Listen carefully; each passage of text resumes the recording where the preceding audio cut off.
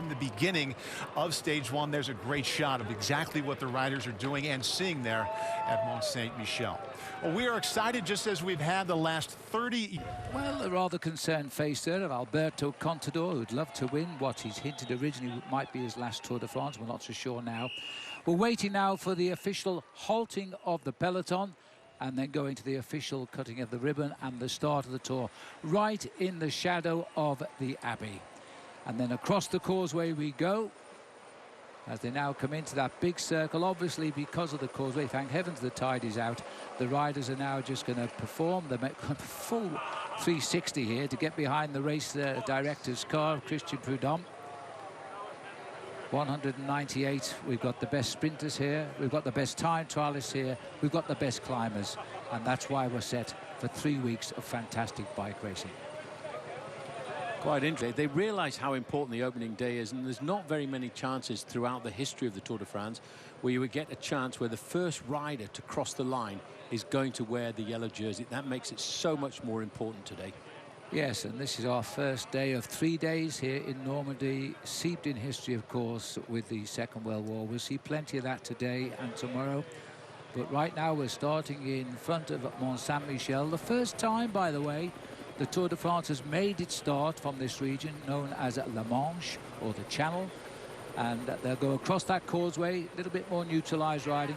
But it's going to be a difficult case. And it's true to say, Paul, that the riders really don't like these narrow roads and opening stages which are buffeted by the winds. They're all getting to know each other for 3 weeks.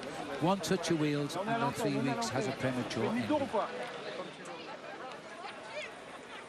Well, there's absolutely nothing you can do, Phil, in the first week of the race. It is always nervous until the hierarchy has been formed at the top end of the overall standings, and we won't see that until we get right down to the bottom part of France.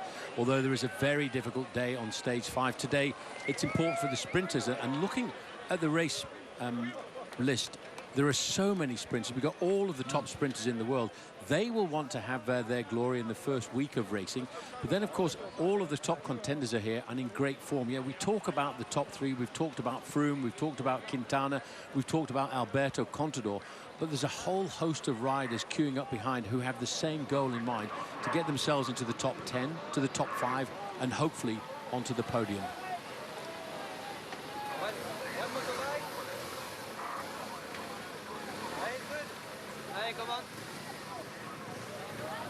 There's Quintana, I think the top riders, the big favourites. It looks like a gentle roll out here across the bridge. I haven't seen the tape cut, but maybe we're going to stop somewhere else.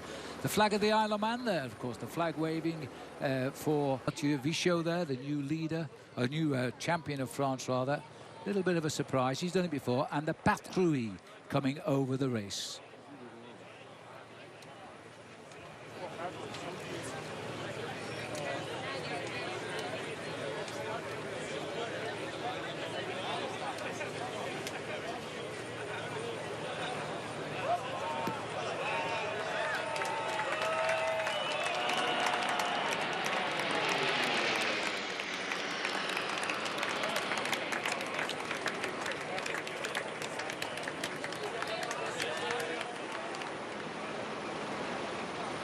Well, the Patrouille de France, as they're known, they've made a real and very often during the course of the Tour de France, even flew over the summit of Alpe d'Huez. And of course, we hopefully await to see them again, Phil, when we come down to the Champs-Élysées. And as I say every year, in 4 Sundays' time. And how nice to see a warplane flying in peace. Allied forces landed here to end World War II.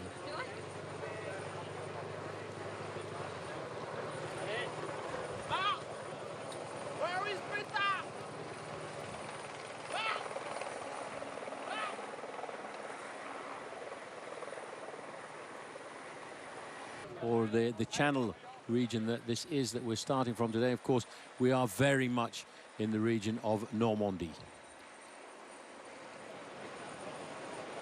Here we go.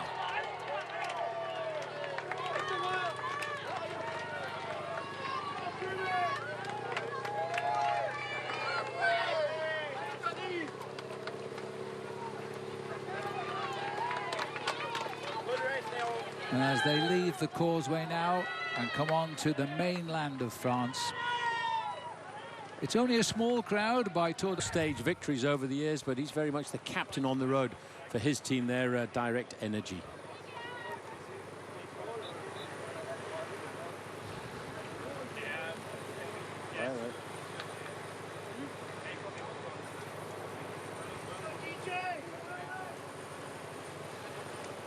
So, as the riders have made the neutralised start, we'll take a break. When we come back, we'll be with the boys in the studio. It should be a sprinter's day, but we'll tease the future of this year's Tour de France. Throughout the sprint stages of this year's Tour de France. Yeah, I agree. If Kittel and Cav go head-to-head on this stretch, Kittel takes it every time. That said, this is like a cage match coming down this last 3 kilometers. It's going to be very technical. It depends on whose team is where. So if Cav does have the opportunity, he could easily make this number 27 today and finally get that yellow jersey. Bob just called Marcel Kittel the fastest man on 2 wheels. I call him the guy who won yellow after stage 1 in 2013 and 2014.